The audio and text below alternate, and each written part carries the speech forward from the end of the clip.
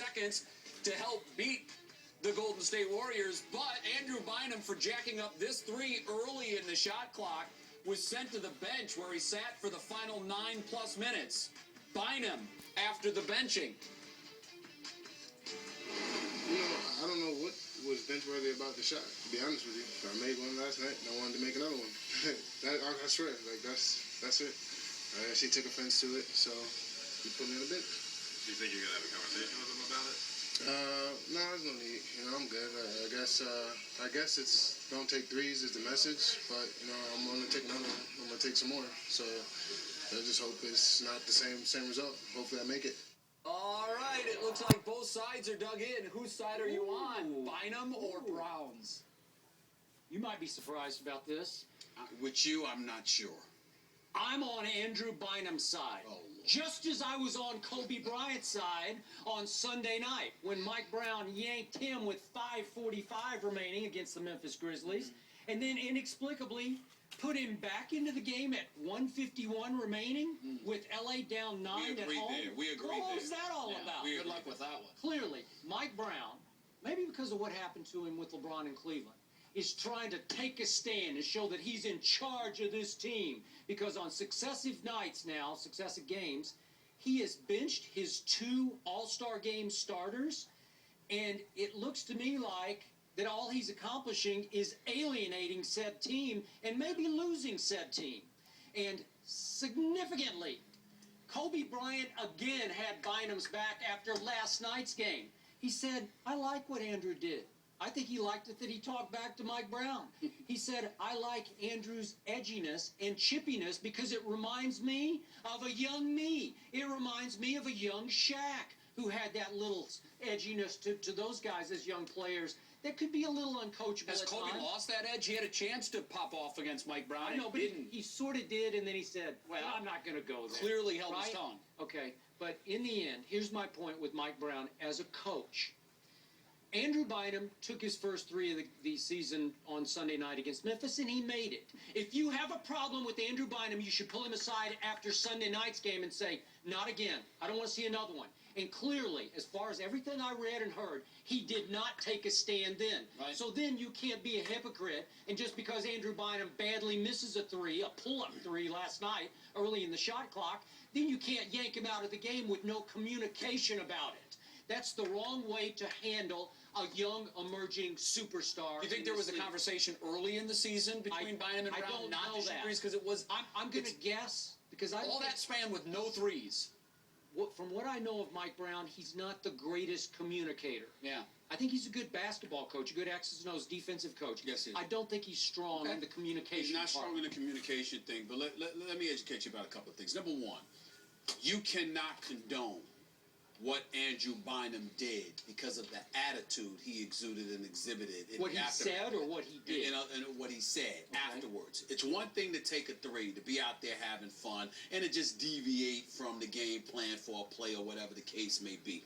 It's another thing to sit there after you have been benched and to address the media and say, I did it before, I'm going to do it again. And laugh about it. There is clearly no regard for the head coach. It is never good for a kid that age to show and exhibit that kind of insubordination. It's a recipe for disaster on a multitude of levels that you never want to condone. That's number one. But more importantly than that, I blame Mike Brown more than anybody. Not from Andrew Bynum's actions per se, but it's a recipe for disaster because it shows the lack of respect that these guys are really starting to display for him. It's got Jim Buss written all over it, and I'll explain that a little bit later on in the show. I'll buy but it's that. got Jim Buss written all over it. Kobe Bryant biting his tongue.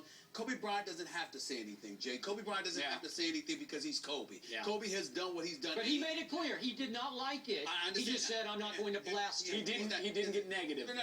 He doesn't have to. What I'm saying is because Kobe knows that this got Jim Buss written all over. Yeah. He's not blind to it, okay? And that Mike Brown basically is in that position. You have some people in the coaching fraternity who I have spoken to over the last 24 hours that are losing respect for Mike Brown because they're saying, how do you not stand up? Why be a puppet for Jim Buss? Yeah. Why just do his bidding? Because clearly you're doing his bidding, and it's going to hurt you. The Los Angeles Lakers. Doing his bidding how? From the standpoint of trying to flex your muscle unnecessarily, you don't bench Kobe Bryant. Well, You just don't do it. But he is a boss too, listen, Stephen A. And he can't be insubordinate to his boss. I'm not faulting him for that, but there's a way to do things. Like, for example, if you bench Kobe could have been sitting right on the bench next to you. You know what, Kobe, come in. You know what I got to deal with. There's some stuff going upstairs. We'll talk about it later. You could have done a lot of different things. Communicating with a guy just to let him know it ain't you. I mean, it's not me. I'm not doing this to you. There's something going on. But it's No, wait, time out. Are you suggesting that Jim Buss ordered Mike Brown to yank Kobe with? No, I'm not being specific. Okay. That's not what I'm saying. What I'm saying to you is that Jim Buss has encouraged and prodded and pushed Mike Brown to flex his muscle. He has done so in an effort to show, look, this is our team. I'm the guy who hired you. You ain't got to worry He about told them. him, you think he told him take control, but you don't think he told him specifically bench Kobe. I don't think he got specific, but I do think that Mike Brown feels the pressure from a guy who's clearly trying to prove himself. Okay. He's a wild card. He's out of control. Okay, the Lakers organization is winning in spite of Jim Buss, not because of him. But here's where Mike Brown messed up. Who did Jim Buss draft? Who has he prided himself on having on the Lakers roster? Yeah, that's his guy. Andrew Bynum. Yeah. And if Andrew Bynum takes control, if you got to pick between Andrew Bynum and Mike Brown, who are you picking if you're Jim Buss? You're picking Mike. Now, you might pick Mike Brown over Kobe because he's sick enough and crazy enough, in my opinion, to be that way. But Wait, Jim Buss is sick enough and crazy enough? I think so. Wow. Yeah, I said it. I Wait, didn't stutter. that's one take. I didn't stutter. Yeah, I said it on national Wow. TV. That's right. I said it again. Sick enough and crazy enough? I believe what I mean by. Let me be clear about what I mean by those particular words. I think he's out of control.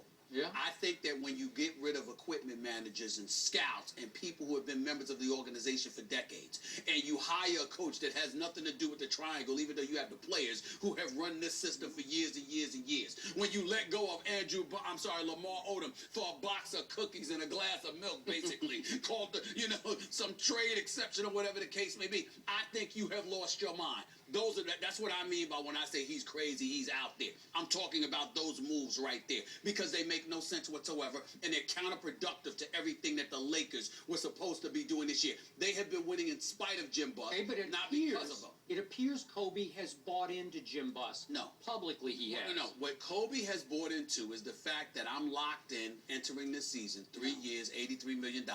I can't go anywhere. So as a result, I know what this dude is trying to do, and I'm not going to give him the satisfaction of me blowing up and everybody turning their attention towards me. No, I'm going to say the right things because I'm going to keep the eye of the storm on him and what he's doing so everybody can see the level of ineptitude this man exercises on a daily basis as a basketball man. You got people in the Buss family that are appalled by some of the decisions that this man has made. Don't ask me how I know. It ain't difficult to figure out, okay? It's a problem. It's a problem. Okay. But Mike Brown messed up. First, by benching Kobe because the players are always going to lead towards siding with the coach. And secondly, by now having friction with Andrew Bynum. Yeah.